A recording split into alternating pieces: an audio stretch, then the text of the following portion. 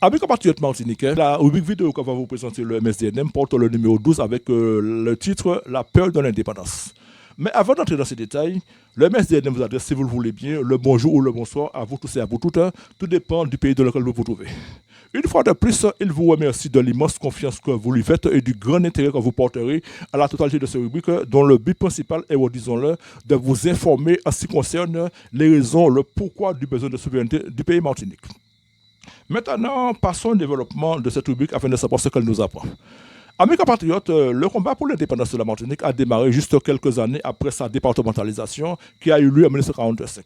Mais il sera important que vous sachiez tout d'abord que jusqu'à la journée d'aujourd'hui, ce combat n'a jamais été quelque chose de totalement facile, ni de tout repos. Car en face de ceux et celles qui sont depuis le début pour l'indépendance, il y en a encore ceux et celles qui sont contre l'indépendance. Ceux qui étaient pour l'indépendance avaient constaté que le pays Martinique était écrasé sur un gros poids colonialiste où la France ne se gênait pas d'exploiter toutes les ressources financières de la Martinique. Et de notre côté, il y a ceux et celles qui étaient contre l'indépendance, à savoir les membres de la droite capitaliste, du fait qu'ils voyaient leurs gros intérêts personnels et surtout financiers menacés. Et du même coup, il y avait aussi ceux et celles qui étaient du même bord que ceux de la droite capitaliste à cause de la peur de mourir de faim qu'on leur avait enfoui dans la tête, à cause de cette atmosphère d'assistanat dans laquelle on les avait plongés en leur faisant croire que c'est la France qui l'envoie à boire et à manger et que sans la France, la vie deviendrait invivable ici en Martinique. Prenons l'anecdote suivante pour illustrer cela. Dans le courant des années 1950, dans une commune de la Martinique, plusieurs membres d'une même famille qui étaient à table se sont retrouvés impliqués dans une violente dispute à ce sujet. Ils étaient tous contre l'indépendance, sauf un seul d'entre eux qui était pour l'indépendance. En finalité, durant leur dispute enragée, les choses se sont envenimées. De là, il s'est ensuivi des insultes accompagnées d'injures et de gifs sur la personne de l'indépendantiste. Sous l'effet des gifs, il y eut des ripostes de sa part. Mais malheureusement pour lui, seul contre plusieurs, sa riposte ne lui permit pas de faire le poids contre les autres, qu'il achevait par des criblages de violents coups de couteau, de fourchettes et de massacres à coups de chaises entraînant sa mort immédiate. Même en plein 2024, il existe encore ici à Martinique des nègres et des négresses qui éprouvent une peur terriblement noire pour le sujet qui s'appelle l'indépendance de la Martinique. Un refus de l'indépendance à cause d'une peur de mourir de faim. Une attitude, une réaction qui paraît tout à fait sensée et naturelle et qui rejoint le proverbe qui dit « mieux vaut prévenir que guérir ». Mais on pourrait aussi dire qu'il s'agit d'une attitude qui a plutôt tendance à freiner un peuple en face d'une prise de responsabilité. À telle enseigne que ce peuple finit par se figer dans une position de peuple soumis. Comme le dit l'expression, la peur est mauvaise conseillère. Et aussi, l'actrice Hermione dans les films Harry Potter avait dit aussi la chose suivante: avoir peur d'un mot ne fait qu'accentuer la peur de la chose elle-même. Dans ce cas, avoir peur du mot indépendance ne peut que faire éprouver de la peur immense et profonde pour le statut d'indépendance lui-même. Me concernant, vers la moitié de l'année 2023, j'ai été férocement insulté, traité de tous les sales noms avec une menace grave par un nègre martiniquais du fait de mon désir pour l'indépendance souveraine de la Martinique. Sa peur de l'indépendance est tellement immense que pour lui, il n'y a que les fous et les imbéciles comme moi qui ne peuvent souhaiter pareille chose pour la Martinique. Selon ces dires, le pays ne produit rien et ne fabrique rien, et voilà qu'il y en a qui s'amènent avec des idées folles, des idées sales, qui risquent de foutre le pays dans la merde pour toujours. Et à sa demande, à partir de ce jour-là, il n'était plus question que je lui adresse la parole, ni même je lui dise bonjour. Aucun contact, ni de près, ni de loin. Tout cela à cause d'élus martiniquais de la droite capitaliste et assimilationniste qui, depuis les années 1945 jusqu'à encore aujourd'hui, c'est-à-dire en plein 2024, font tout de manière très malhonnête, avec la ferme intention de modifier autant que possible la volonté des gens pauvres d'esprit, naïfs, en leur racontant de n'importe quoi, pour mieux les façonner. Et après cela, les manipuler comme bon leur semble. Une modification de volonté, un asservissement qui de nos jours dure encore dans la tête de beaucoup de peureux. Ce qui est extrêmement grave, surtout le fait que ces pauvres d'esprit sont plongés dans un grave esclavage mental qui les pousse à culpabiliser rageusement ceux et celles qui, d'un point de vue politique, sont différents d'eux. Des pauvres esprits auxquels on fait de tout sans croire que sans la France, le pays Martinique risque de se retrouver comme Haïti pour tout ce qui concerne alimentation, travail, hygiène, santé et immobilier. Pour eux, l'indépendance de la Martinique est une chose que l'on doit éviter à tout prix et même à considérer comme la peste, comme quelque chose de purement diabolique.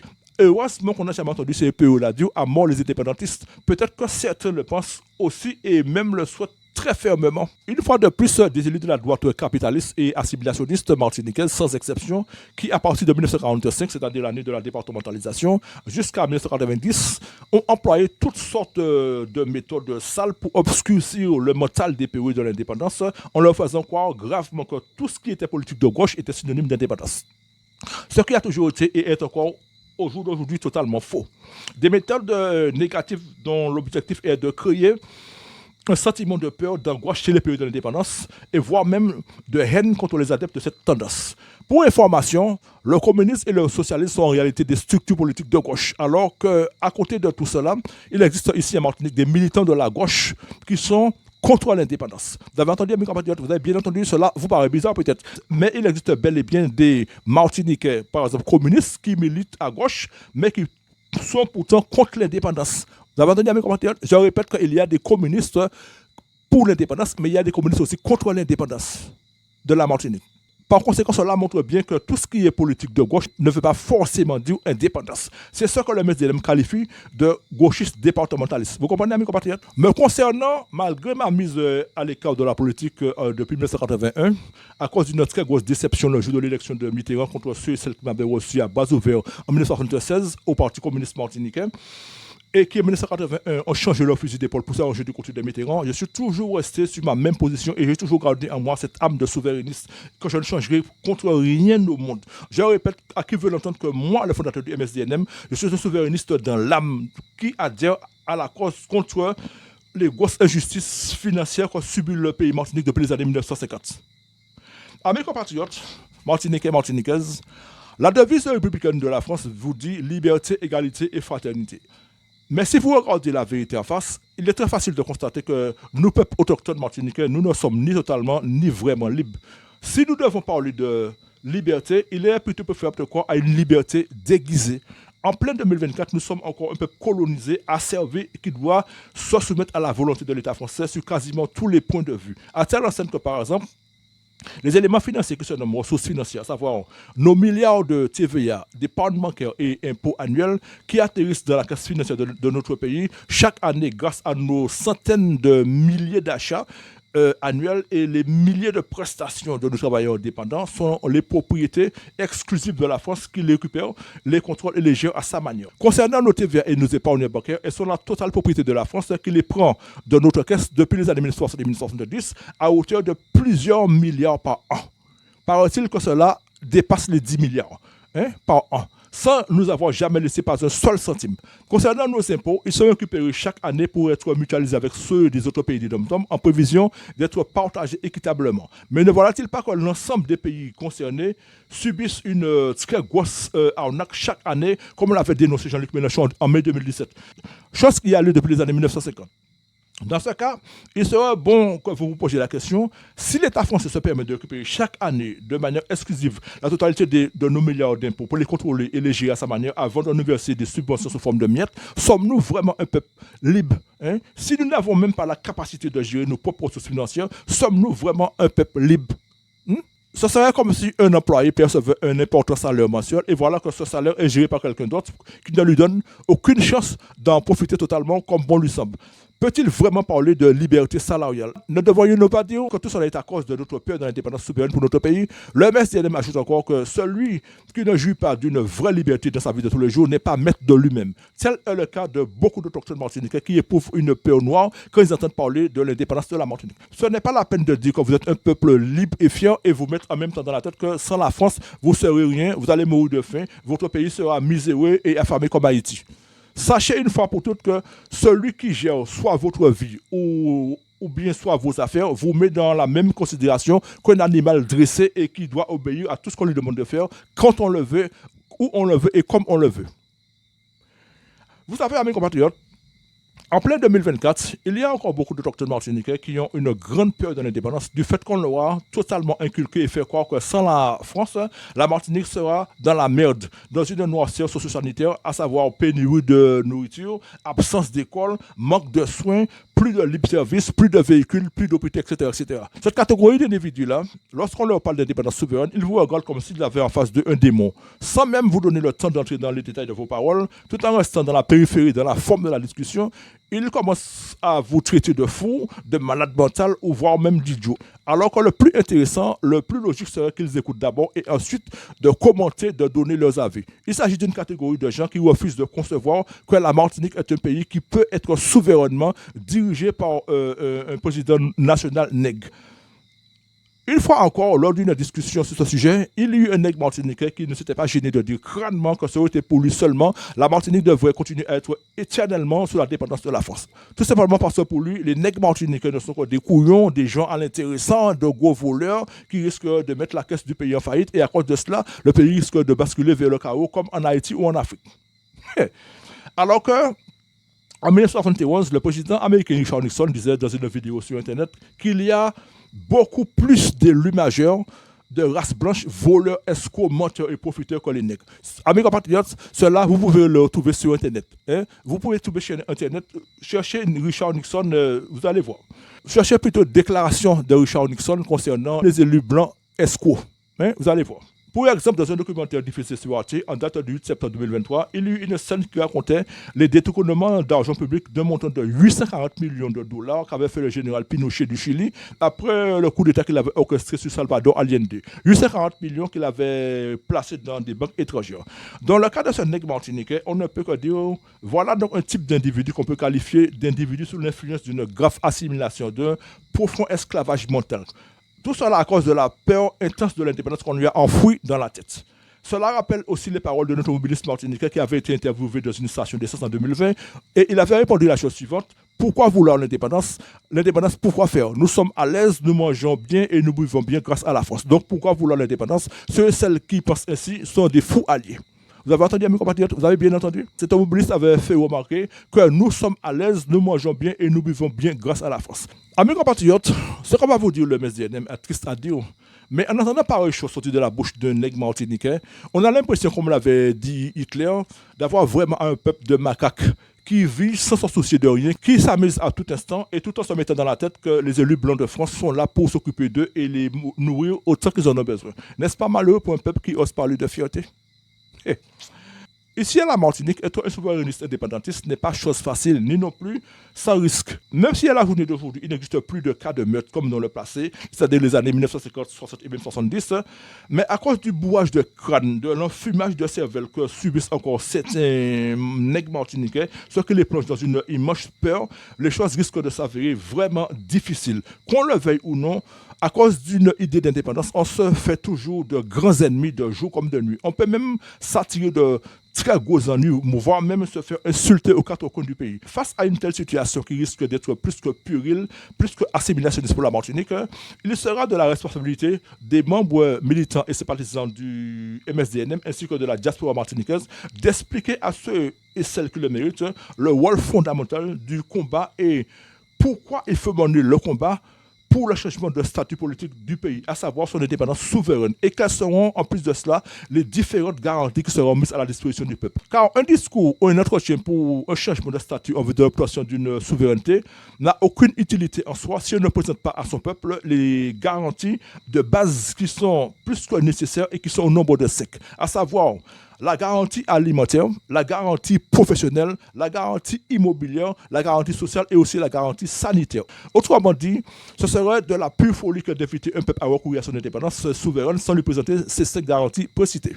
Ce sera donc une indépendance souveraine qui fera en sorte que plus aucun centime ne devra plus quitter la caisse financière de notre pays. Des masses de milliards de ressources financières qui deviendront ad vitam aeternam la propriété exclusive de l'État souverain martiniquais. Et de notre côté, il ne sera plus question que des millions de tonnes de marchandises en provenance de 64 pays étrangers viennent envahir chaque année notre territoire, alors que 70% de ces mêmes marchandises pourraient être produites ici en Martinique même, telles que du riz, du café, de l'ail, de l'oignon, des pistaches, des maïs, des pommes de terre, etc., etc. Et aussi des marchandises qui pourront être fabriquées telles que des allumettes, de l'huile, du savon, du dentifrice, du champagne, du papier, du carton et beaucoup d'autres choses dans notre pays avec de la main-d'œuvre martiniquaise.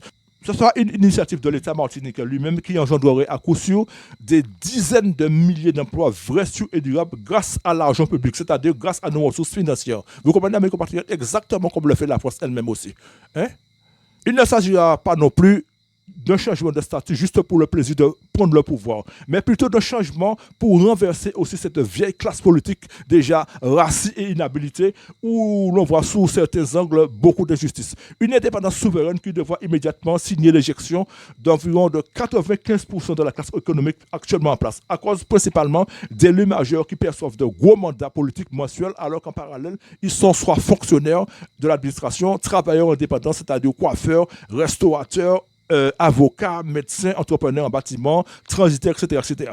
Ou encore employés du privé, ce qui leur apporte un salaire bien fourni en fin de mois.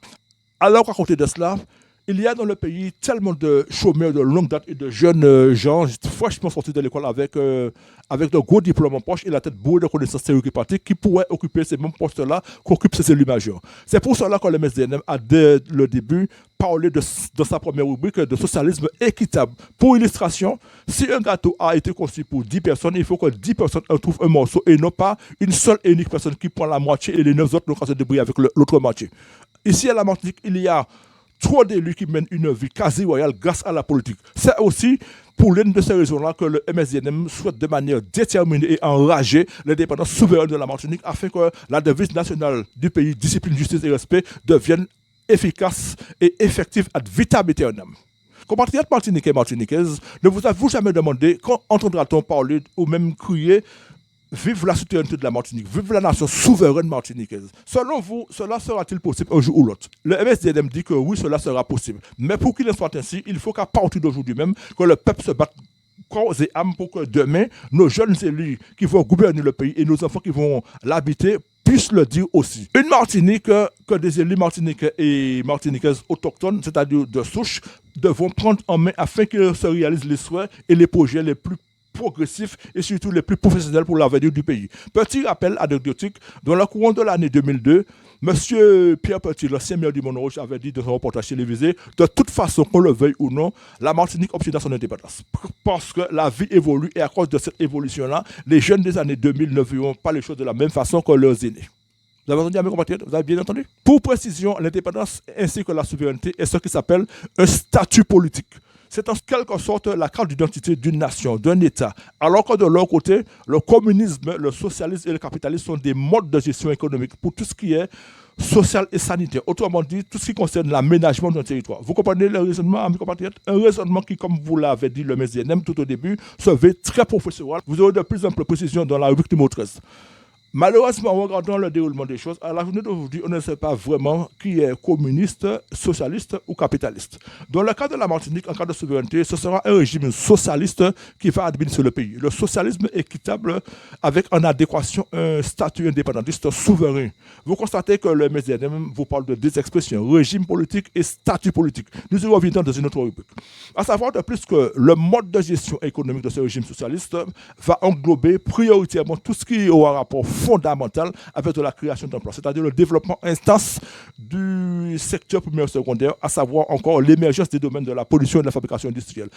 Pour des créations d'emplois massives qui seront à l'initiative de l'État souverain martiniquais grâce à l'argent public martiniquais, c'est-à-dire les milliards de ressources financières du pays, les TVA, les épargnes bancaires et les impôts. Le MSDNM ajoute que le socialisme martiniquais n'aura rien à voir avec le socialisme français. Un socialisme martiniquais qui, en ce qui concernera le pouvoir exécutif, ne contiendra que des élus salariés qui seront tous sous le contrôle strict et sévère du pouvoir législatif qui va diriger le pays dont je serai à la tête. Maintenant, pour éviter de nous éparpiller, revenons à cette sale croyance que les élus de la droite capitaliste ont profondément enfouie dans la tête des PE. Il s'agissait donc d'une croyance qui poussait un PE à se mettre dans la tête que l'indépendance était une chose qu'il fallait à tout prix éviter et voire même diaboliser à tout instant. Disons que ces PE-là ont eu la cervelle tellement enfumée qu'ils se sont retrouvés exactement comme des personnes conditionnées, c'est-à-dire des gens qui avaient été mis sous une forte influence négative, ce qui les amenait à agir et à raisonner sans même réfléchir. À se comporter, on pourrait même dire comme de vrais moutons en s'alignant carrément sur la volonté et l'opinion de leurs conditionneurs. Des PO qui auraient pu commettre des actes de violence extrêmement dangereux, voire même des actes fous contre ceux et celles qui étaient partisans de l'indépendance. À cause de cette PO noire qui fut installée dans leur subconscient, Même moi, le fondateur du MSDNM, qui n'ai jamais voté à aucune élection présidentielle, je vous répète que je n'ai jamais voté à aucune élection présidentielle, chose que je ne ferai pas non plus. Je fus un jour de l'année 1981, la même semaine de l'élection de François Mitterrand, vertement insulté par une dame d'environ 60 ans pendant que je marchais dans une rue où elle me jeta en plein visage toutes sortes de sanités. Tout ce ressenti de haine farouche était dû, redisons-le, au fait que les élus de la droite martiniquais se sont follement amusés à enfumer la cervelle de cette catégorie de PE qu'ils avaient dressée contre l'indépendance. Un enfumage de cervelle, une tromperie, un embobinage qui irrémédiablement incitait et attisait même la haine des PE de l'indépendance contre les indépendantistes. Ce qui aurait pu prendre des tournures violentes et même meurtrières à la suite des menaces qui m'avaient été proférées. Sachez tout de même que le plus souvent, une personne conditionnée agit exactement comme une vraie marionnette, comme quelqu'un de vraiment programmé, le plus souvent pour faire du mal. Quelqu'un auquel on peut faire croire ce que l'on veut et même lui faire faire ce que l'on veut, quand et où on le veut. C'est une chose qui a déjà eu lieu des milliers de fois ici en Martinique, dans le domaine de la politique, surtout lorsque le conditionnaire constatait que son conditionné l'adorait pour question d'expression verbale. C'est-à-dire le fait que lui-même, le conditionnaire de droite, avait le discours facile et spontané, le don et la maîtrise de la parole. Il savait parler avec éloquence, il avait un langage superlatif, etc.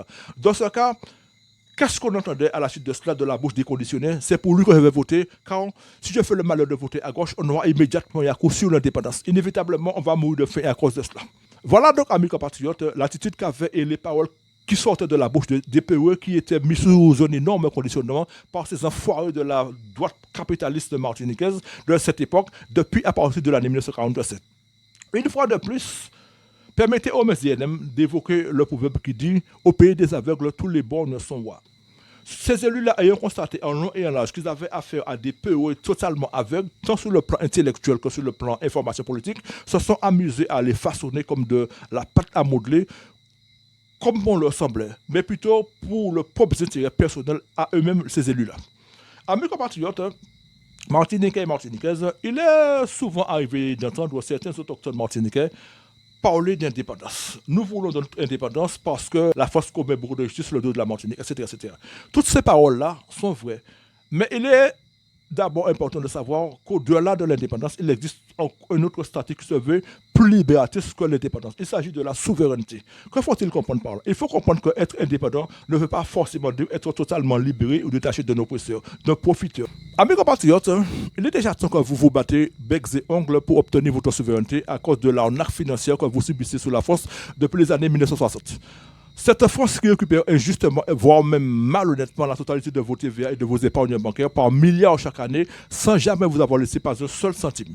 Vous avez entendu, amis compatriotes, vous avez bien entendu? Pas un seul centime de TVA ni d'épargne bancaire n'a jamais été laissé dans la caisse financière de la Martinique, étant donné que la France a toujours considéré que toutes les TVA et les épargnes bancaires des pays des DOM sont sa propriété exclusive. Autrement dit, aucun pays sous sa dépendance n'y a droit. N'est-ce pas révoltant ce genre de choses-là? N'est-ce pas vraiment révoltant, mes compatriotes? La France récupère toutes nos TVA, les TVA de tous les pays des dom-tom, toutes les TVA, toutes les épargnes bancaires de tous les pays des dom-tom, sans leur laisser pas un seul centime. Mais c'est quoi cette histoire? C'est quoi cette histoire? C'est donc là la raison principale du pourquoi et de l'invitation du MSDNM pour la souveraineté du pays Martinique. Vous comprenez ça, mes compatriotes? Vous comprenez cela? Il faut que nous prenions notre souveraineté parce que ce sont ces masses de milliards de TVA, d'épargne bancaire et d'impôts annuels qui nous permettront de créer des dizaines de milliers d'emplois pour le développement intense du domaine de la production et de la fabrication industrielle. Mais aussi de notre côté, il faudra surtout que le peuple martiniquais prenne sa souveraineté pour ne pas se retrouver totalement tributaire, totalement dépendant des importations alimentaires de janvier à décembre qui le poussent bien idiotement à croire qu'il boit et mange tous les jours et obtient de l'argent régulièrement aux dépens de la France. Chose qui est complètement fausse. La France n'a boit ni à boire ni à manger gratuitement pour la Martinique. Ce sont les gros commerçants béquets ainsi que les autres qui, avec l'aide et l'appui de leur banque, passent commande de plusieurs millions de tonnes de marchandises en provenance de 64 pays étrangers chaque année. Concernant l'argent que la France met à la disposition du peuple martiniquais, il est déjà temps que le peuple martiniquais sache que c'est l'argent des impôts même, des 12 pays des dom-tom qu'elle récupère, c'est-à-dire la France, qu'elle récupère et qu'elle mutualise, qu'elle met ensemble pour les partager comme le veut la Convention, de manière équitable entre chacun de ces pays. Mais malheureusement, les choses ne se déroulent jamais comme il est prévu de le faire. Autrement dit, le partage équitable qui doit avoir lieu sous forme de subvention entre ces 12 pays subissent une vraie arnaque, comme l'avait révélé Jean-Luc Mélenchon en mai 2017. L'État français ne débloque jamais les subventions, ni en totalité, ni en une seule fois.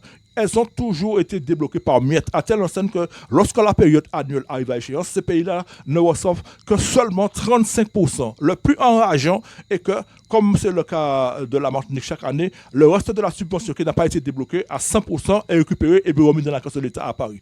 Des restes de subventions non perçus et qui, à la journée d'aujourd'hui, constituent ce qui s'appelle des reliquats. Des reliquats que l'État français ne semble pas vouloir restituer à la Martinique, même pas le mot de centime.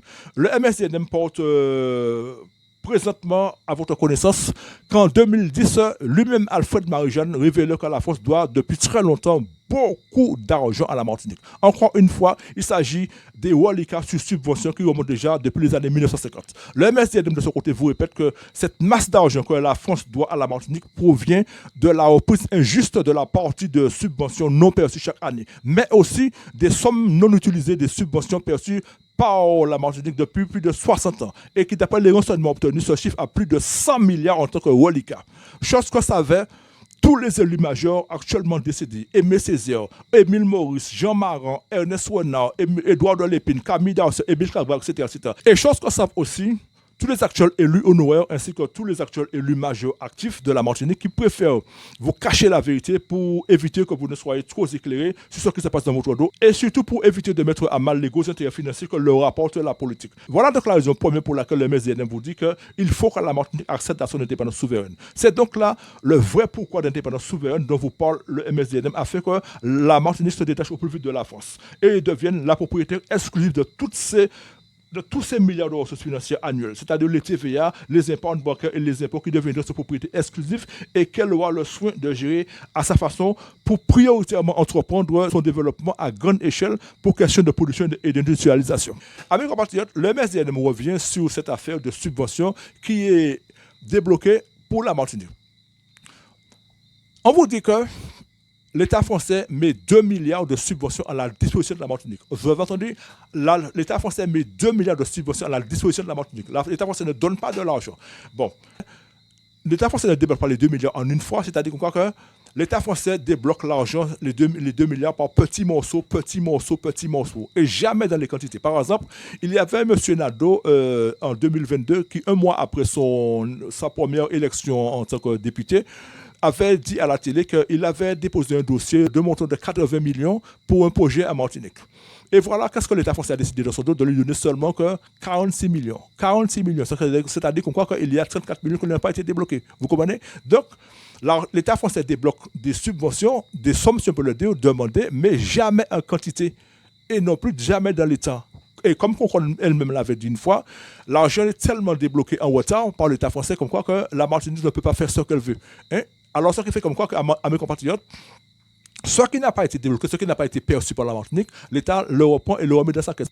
On vous dit par exemple que la Martinique perçoit, on va dire, un tiers de la subvention. Et un tiers de 2 milliards, ça fait comme grosso modo, on va dire grosso modo pour de 600 millions. Hein? Et les 1 milliard 400 millions qui n'ont pas été débloqués, en fin de période, l'État français les reprend, les remet dans sa caisse. Et si la Martinique n'a pas, comment dirais-je, utilisé tous les 600 millions qu'elle a perçus, l'État français, par exemple, on va dire qu'il va rester 100 millions sur les 600 millions. L'État français reprend les 100 millions et les remet dans sa caisse. Mais c'est quoi cette histoire? Ça, c'est pas de l'arnaque, ça, c'est vraiment de l'arnaque. Ça, c'est plus que ça, c'est du vol manifeste. Hein? Amis compatriotes, pour vous rassurer et mettre fin à cette lourde ignorance qui vous plonge dans une immense peur bleue chaque jour, le MSDN vous annonce instamment dans cette rubrique que l'indépendance souveraine du pays Martinique ne pourra avoir lieu qu'au moyen d'un vote par référendum du peuple autochtone lui-même, comme l'exigent les textes de loi de la Convention nationale française, et non pas par la simple et seule décision du chef de l'État, comme s'il s'agissait d'un vrai caprice. Pour information, la Martinique ne deviendra jamais indépendante de manière automatique par un président français, étant donné qu'elle a toujours représenté et représente encore à la journée d'aujourd'hui une très grosse manne financière, une très grosse source d'argent pour la France qui permet de remplir sa caisse. Le MSDNM souhaiterait aussi, le moment venu, que l'ensemble de ses adhérents, militants et sympathisants se mettent en branle, le soutiennent avec force et dynamisme dans son combat afin d'éduquer et informer le peuple martiniquais, surtout le période de l'indépendance, afin d'accélérer son action dans le processus qui devra faire sortir l'île de la Martinique de son statut de pays dépendant pour le faire passer au stade de pays souverain indépendant, mais surtout républicain et démocratique. Ce qui revient à dire que ce pays républicain et souverain qui s'appelle la France ne sera plus reconnu comme le chef d'État, ni non plus la titrice de la Martinique, comme c'est le cas depuis 1942 jusqu'à 2024, depuis bientôt 80 ans. Une titrice qui ne se gêne pas de payer toutes les ressources financières de la Martinique à hauteur de plusieurs milliards chaque année, sans jamais lui avoir laissé par le moindre centime. Il faut que cet assujettissement qui appauvrit gravement la Martinique d'un point de vue financier cesse définitivement. Encore autre chose de très important à mes compatriotes. Une fois, un autochtone martiniquais faisait remarquer que la Martinique n'a même pas de planche à billets, c'est-à-dire la machine qui imprime les billets de banque. Et voilà que il y en a qui parlent de l'indépendance. Le MSDNM répond donc que cela est vrai, mais c'est aussi le cas pour beaucoup de pays dans le monde qui sont économiquement très évolués. Tel est le cas pour la France et tous les pays d'Europe. Rappelons-nous que le premier trimestre de sa première présidence, en 2017, le président Macron avait fait savoir à la télé qu'il demanderait un prêt de 900 milliards à la Banque mondiale. Une réalité qui montre bien que malgré sa toute puissance économique dans le monde, la France n'a pas de planche à billets et qu'elle est aussi un pays qui fonctionne au moyen de prêts qui lui sont accordés par la Banque mondiale et plusieurs banques privées de son territoire. Chose que vous pouvez vérifier sur Internet. Amis compatriotes martiniquais. À l'heure d'aujourd'hui, on vous dit encore sur Internet, et voilà une photo que le MSDNM vous présente. La France doit 3 000 milliards à la Banque mondiale et aux grandes banques de son territoire. Vous avez entendu, amis compatriotes? Vous avez entendu? La banque n'a plus de planches à billets de planches qui lui permettent d'imprimer des billets de banque comme auparavant. Elle a mis un terme à cela depuis les années 1990, me semble-t-il. Hein? Et sur Internet, on vous dit, la France au jour d'aujourd'hui est endettée à hauteur de 3 000 milliards. Vous avez entendu? 3 000 milliards. Hein? Qu'elle doit à la Banque mondiale et aussi aux banques privées de son territoire. Qu'est-ce grande banque de son territoire? Vous regardez sur Internet, vous allez voir.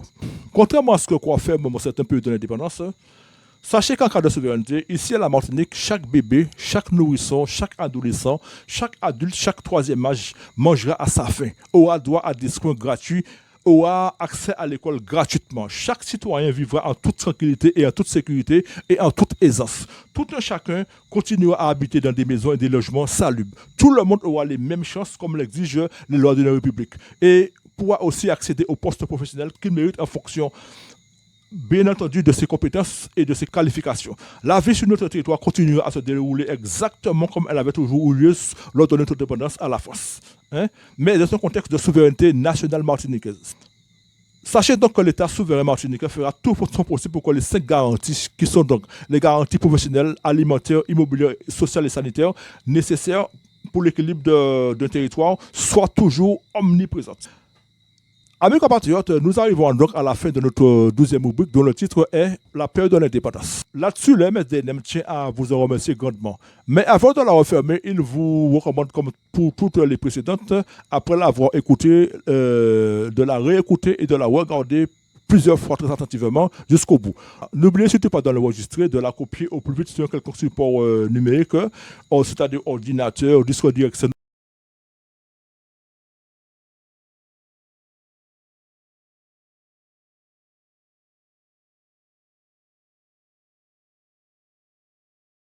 Mais aussi de la partager autant que possible et au plus vite avec des amis, des proches, des connaissances, ainsi qu'avec tous ceux et celles qui souhaitent vraiment et très rapidement la souveraineté nationale du pays Martinique.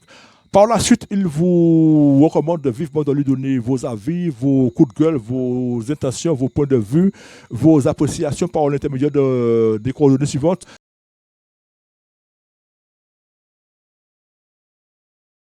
Ou bien le msd.nm.martinique@gmail.com ou encore sur ce canal YouTube. Sur ce, le MSDNM vous dit à tous et à toutes, vive le peuple martiniquais et vive l'indépendance souveraine de la Martinique. Merci à vous tous et à vous toutes.